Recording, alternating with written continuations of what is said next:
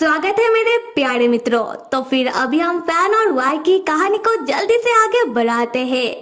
और जैसा कि हमने देखा था, वाई के जरा सा टच से फैन का गाल लाल हो जाता है। वाई तब फैन के गालों में उंगली करता हुआ पूछता है कि फैन भैया, ये क्या, आपका गाल लाल कैसे हो गया। फैन तब तुरंत वाई को अपने पास से दूर हटाता हुआ कहता है कि वाई, तुम रहने दो, मैं मेरा बाल खुद ही सुखा लूंगा। अगर कोई तुम्हें ये सब करता हुआ देख ले तो उसे तो गलतफहमी हो जाएगा। ये सुनकर वाई पूछता है कि गलतफहमी, कैसा गलतफहमी। फैन भैया, कहीं आप मुझसे नफरत तो नहीं करते हो। फैन कहता है कि नहीं नहीं, मैं तुमसे नफरत क्यों करूंगा भला। मतलब वाई देखो, अगर तुम मेरे इतने नजदीक आओगे और कोई इसे देख लेगा तो उसे गलतफहमी हो सकता है, क्योंकि लोग सोचने को कुछ भी सोच सकते हैं। वाई तब फैन को घुमाकर पीछे से जोर से बैकहक करता हुआ कहता है कि फैन भैया, ऐसा किया तो फिर ठीक है, मैं लोगों के सामने कुछ भी नहीं करूंगा, पर मैं अकेले में जरूर करूंगा। ये सुनकर फैन लाइक व्हाट। उसके बाद फैन बहुत ही सीरियस होकर वाई से पूछने लगता है कि वाई, मैं तो तुमसे पूछना ही भूल गया, वाई अभी तुम्हारे परिवार वाले कैसे हैं? वहाँ तो अभी मातम छाया होगा नहीं?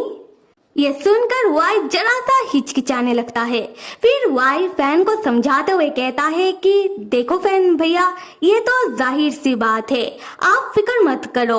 असल में हुआ ये था कि मेरा दूसरा सौतेला भाई ने मेरे सौतेले बड़े भाई का चाकू से कत्ल कर दिया, और वो चाकू पुलिस को सुराग के तौर पर मिल भी गया है। और ये सब एक औरत के चलते हुआ है। मेरे दोनों सौतेले भाई एक औरत के कारण आपस में ही लड़ मर मिटे, और अगर कोई औरत नहीं भी होती फिर भी मेरे दोनों सौतेले भाई किसी न किसी चीज के कारण आज नहीं तो कल एक दूसरे का कत्ल कर ही देते, या फिर प्रॉपर्टी के कारण या फिर किसी और चीज के कारण।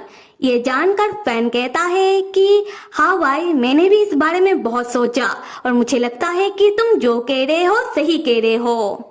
उसके बाद वाई कहता है कि फैन भैया, अभी आप समझे, एक औरत ने मेरे दोनों सौतेले भाइयों को बर्बाद कर दिया, और इस चीज को आपको भी सबक के तौर पर सीखना चाहिए।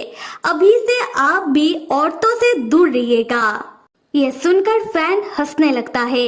फैन हंसता हुआ अपना हाथ वाई के सर में रखता है और वाई से कहता है कि पागल कहीं के, ऐसा एग्जाम्पल भी कोई देता है क्या? देखो वाई, इस दुनिया में बहुत सारी प्यारी प्यारी लड़कियां मौजूद है, तुम्हें बस ढूंढने की जरूरत है। देखना वाई, एक दिन तुम्हारे पास भी इस दुनिया की सबसे प्यारी गर्लफ्रेंड होगी। ये सुनकर वाई उदास हो जाता है। वाई फैन से कहता है कि पर फैन भैया, मुझे लड़कियां पसंद नहीं है, मैं उनके ऊपर विश्वास नहीं करता, मैं बस आपके ऊपर विश्वास करता हूँ। ये कहने के बाद वाई अपना मुंह मोड़ लेता है। ये सुनकर तो फैन चौंक जाता है। फैन मन ही मन सोचने लगता है कि वाई ऐसा सोचता है। उसके बाद फैन वाई को समझाता हुआ कहता है कि वाई, तुम ऐसा क्यों कह रहे हो? देखो वाई, किसी ना किसी दिन तुम्हें भी किसी लड़की से शादी करनी पड़ेगी, तुम्हें भी अपना अलग से घर संसार बसाना पड़ेगा। ये सुनकर वाई कोई जवाब नहीं देता। वाई तो फैन को याद दिलाता हुआ कहने लगता है कि फैन भैया, क्या आपको याद है बचपन में हम पहली बार कैसे मिले थे? फैन कहता है कि हाँ, मुझे याद है, तब तुम बहुत ही छोटे थे और तब तुम मुझे बारिश में भीगते हुए रास्ते के किनारे मिले थे। पर वाई, अचानक तुम ये बात क्यों कह रहे हो? यहाँ से हमें फ्लैशबैक दिखाया जाता है, जहाँ हम देखते हैं कि छोटा वाई बारिश में रास्ते के किनारे बैठकर कांप रहा होता है, और छोटा फैन जाकर अपना छतरी वाई के सर के ऊपर पकड़ता है। तब वाई के हाथों में एक बासी सड़ा सा केक होता है। फैन तब वाई के सामने बैठकर वाई से कहता है कि सुनो छोटे से बच्चे, तुम मेरा बात मानो और इस केक को फेंक दो। ये सुनकर तो वाई रोना शुरू कर देता है। वाई रोते हुए कहता है कि अगर तुम मुझे मारना चाहते हो तो तुम मुझे मार सकते हो, पर मैं मैं इस केक को नहीं फेंकूंगा। और तब वाई फैन से बहुत ज्यादा डरने लगता है। फैन वाई को इतना डरता हुआ देखकर मन ही मन सोचता है कि ये छोटा सा बच्चा मुझसे इतना डर क्यों रहा है। उसके बाद फैन वाई से कहता है कि देखो छोटे बच्चे, तुम्हें मुझसे डरने की कोई जरूरत नहीं है। मैं तो तुमसे ये बात इसलिए कह रहा हूँ क्योंकि तुम्हारे हाथों में जो केक है वो केक सड़ गया है। अगर तुम ये सड़ा केक खाओगे तो तुम्हारे पेट में दर्द होगा और तुम्हारा तबीयत बिगड़ सकता है। उसके बाद फैन अपने स्कूल बैग से अपना सैंडविच निकाल कर वाई को खाने के लिए देता है और वाई से कहता है कि सुनो छोटे बच्चे, तुम मेरा ये सैंडविच खा लो। ये सैंडविच मेरी मॉम ने बनाया है। फिर वाई अपना वो सड़ा सा केक फेंक कर फैन का सैंडविच बहुत ही जल्दी में खाने लगता है। फैन तब अपनी बोतल से वाई को पानी भी पीने के लिए देता है और वाई के सर में हाथ रखकर कहता है कि धीरे खाओ। और उसकी आगे की कहानी तो हमें पता ही है कि उसके बाद फैन वाई को अपने घर लेकर आता है। खैर, अभी हम फ्लैशबैक से बाहर आते हैं जहां प्रेजेंट में फैन बता रहा होता है कि वाई, उस समय तुम्हारे शरीर में बहुत सारा घाव था।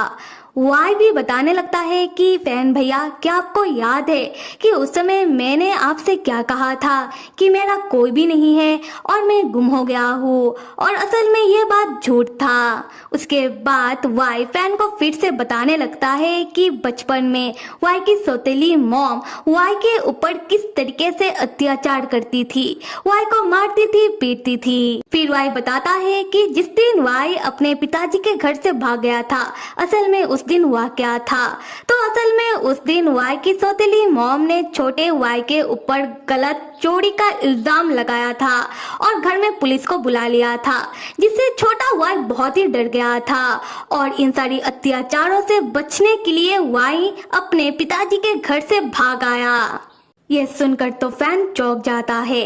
वाई कहने लगता है कि देखो फैन भैया, मुझे किसी गर्लफ्रेंड की कोई जरूरत नहीं है क्योंकि मेरी यादों में औरतें उतना भी सही नहीं है, और जब भी कोई औरत मेरे साथ होती है मैं बिल्कुल ठीक महसूस नहीं करता। फैन तब खामोशी से मन ही मन सोचने लगता है कि अब मैं समझा, वाई की जो सौतेली मॉम है वो एक लालची अत्याचारी औरत है, और वाई की जो सगी मॉम थी वो प्यार में इतनी अंधी हो गई थी कि वो समय से पहले ही मारी गई। और जाने या फिर अनजाने में इन औरतों के कारण वाई को तकलीफ हुआ, और वाई के लिए औरतें मिसरेबल है। वाई औरतों के ऊपर विश्वास नहीं कर पा रहा, और इन सब के कारण अभी औरतों के छूने से भी वाई को नफरत होती है। उसके बाद फैन आकर अपना हाथ वाई के कंधों में रखता है और बहुत ही प्यार से वाई को समझाते हुए कहता है कि वाई देखो, ये सारी बातें पास्ट की है और अभी हम दोनों ही आगे बढ़ चुके हैं। वाई, मेरे ऊपर विश्वास करो, तुम्हारी मॉम तुमसे बहुत प्यार करती है और हम दोनों की मॉम तो तुमसे मुझसे भी ज्यादा प्यार करती है, और तुम्हें ये बात पता है ना? और मुझे पक्का पता है कि दोनों मॉम ऊपर से तुम्हारे लिए अच्छा ही चाह रही है, तो वाई तुम्हें भी अच्छा ही सोचना चाहिए। वाई तब फैन से बस एक ही सवाल पूछता है, फैन भैया, क्या आप हमेशा मेरे साथ रहोगे? फैन तब मुस्कुराता हुआ कहता है कि हाँ, जब तक वाई तुम्हारे मन से औरतों के लिए नफरत नहीं चला जाता, मैं तुम्हारे साथ रहूंगा। तब वाई फैन से पूछता है कि फैन भैया, आपके बेटे नान का क्या? फैन कहने लगता है कि वाई, अगर तुम्हें बच्चे पसंद नहीं है तो मैं कर भी क्या सकता हूँ, मैं नान को नान के दाई माँ के पास छोड़ दूंगा, आंट नान का ध्यान रख लेंगी। वाई कहता है कि नहीं, माना कि मैं पहले नान से थोड़ा जेलस हो गया था, पर अभी मुझे नान से कोई दिक्कत नहीं है। फैन भैया, आप अपने साथ नान को भी मेरे घर लेकर आना, हम तीनों एक साथ रहेंगे। फैन मुस्कुराते हुए कहता है कि ठीक है। तो फिर मेरे प्यारे मित्रों, कुछ दिनों के लिए से ही फैन तो मान गया वाई के घर आकर वाई के साथ रहने के लिए, जो वाई हमेशा से ही चाह रहा था। पर फैन का बेटा नान मानेगा? क्या लगता है आप लोगों को? कमेंट करके बताओ। Till then stay with me and see you.